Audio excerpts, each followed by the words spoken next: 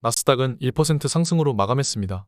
워낙 월요일 하락폭이 컸기 때문에 어느 정도 반등을 준 모습입니다. 엔캐리 트레이딩은 50% 정도 청산이 아직 남아있다고 합니다. 더 하락할까요? 슈마컴이 실적을 발표했습니다. 매출 이익률이 크게 감소해서 애프터마켓 12% 폭락 중입니다. TQ는 2.5% 상승했습니다. 장 마감 이후 하락하고 있는 모습입니다. 테슬라는 200불을 지켰지만 장외에서 다시 하락 중입니다. 엔비디아는 100불에서 104불까지 반등을 했으나 장외에 다시 101불을 기록하고 있고 2배 레버리지는 2배보다 약간 더 상승했습니다. 속슬은 2.47% 상승 마감했고 USD는 엔비디아에 힘입어 4% 가까이 상승했습니다. 어제 그나마 시장을 더 끌어올린 것은 애틀랜타 연은의 GDP 나우였습니다. GDP 예상치가 2.5%인데 무려 2.9%로 발표한 것입니다. 경기에 대한 기대는 꺾이지 않았습니다. 마찬가지로 제경기업, 물가 다운의 기조는 꺾이지 않았습니다. 여전히 기조 유지합니다. 지금 가장 화두가 되고 있는 것은 엔캐리 청산 공포입니다. 이자가 저렴한 엔화를 빌려서 미국 주식과 다른 나라 주식을 무제한으로 매입했는데 이제는 그럴 수가 없게 된 것이죠. 엔캐리 청산이 이제 절반 정도 완료됐다고 합니다. 그렇다는 것은 앞으로도 청산이 더 일어날 수 있다는 말입니다. 일반적인 대중들의 생각은 엔캐리 청산의 영향으로 앞으로 증시가 더 폭락할 것이라는 겁니다. 그래서 반대에 베팅을 하겠죠. 하지만 저는 하락은 이미 반영됐다고 생각합니다.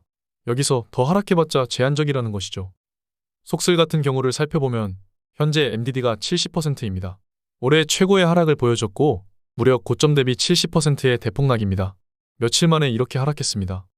속슬의 경우 22년부터 9개월간 이어진 대폭락에서는 무려 낙폭은 90%를 기록했습니다. 이 비교 차트를 보고 느낌이 오셔야 합니다. 지금까지 최대 MDD는 90%이고 현재는 70%까지 진행됐었다면 앞으로 더 하락해봤자 얼마 안 남았다는 것이죠. 22년은 연준의 미친 듯한 금리 인상 대하락장이었다면 지금은 엔캐리 청산 해프닝일 뿐입니다. 하락 이유는 갖다 붙이기 마련입니다. 나스닥은 폭등할 때마다 이러한 조정이 필연적입니다. 미국의 두 번째 금융위기는 나스닥의 과한 폭등에서 비롯됩니다. 그걸 필사적으로 막기 위해 일본의 협조를 구한 것으로 보입니다. 나스닥은 계속해서 폭등을 해왔고 조정은 필연적이었습니다. 나스닥 상승의 경로는 이탈하지 않으면서도 버블을 한 차례 더 뒤로 미루는 것입니다. 지금 조정으로 더 큰 버블 준비가 완료됐습니다. 여기서 조금 더 하락시켜봐야 얼마 안 되는 수준에서 조정은 마무리가 되어야 합니다. 해리스가 트럼프를 앞섰다는 뉴스가 도배가 됐었으나 이제는 트럼프가 다시 앞서고 있습니다. 일본은 트럼프의 손을 잡아줬습니다. 여기서 더 하락할 때 팔아버린다면 가장 멍청한 짓을 하게 되는 겁니다. 이제 레이스 거의 다 왔다고 생각하면 됩니다. 지금 하락에서 버핏 지수를 살펴보면 190에서 180 가까이로 하락했습니다. 그만큼 거품으로 보일 수 있는 자산시장이 더 저렴해졌다는 것이죠. 여기에 재무부는 매월 300억 불의 국채 환매가 다시 시작됐습니다. 유동성 공급이 된다는 말이죠. 일본 중앙은행은 급환불을 끄기 위해 스왑 계약으로 달러 유동성을 공급합니다. 미국 재무부는 조용히 완화를 시작했습니다.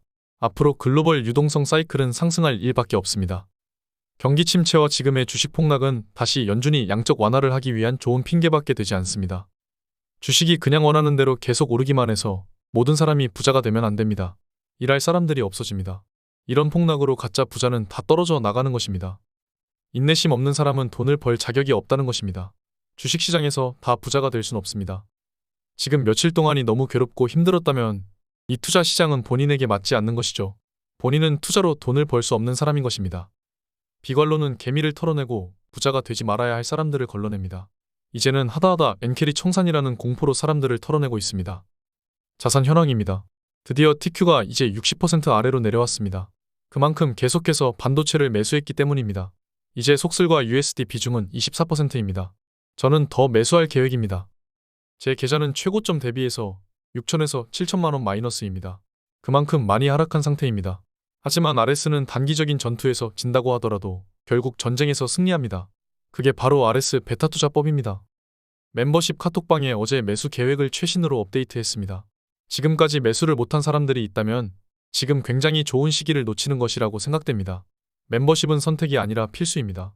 함께 투자하시는 분들의 뷰만 지켜보더라도 엄청난 도움이 됩니다. 저 또한 마찬가지입니다.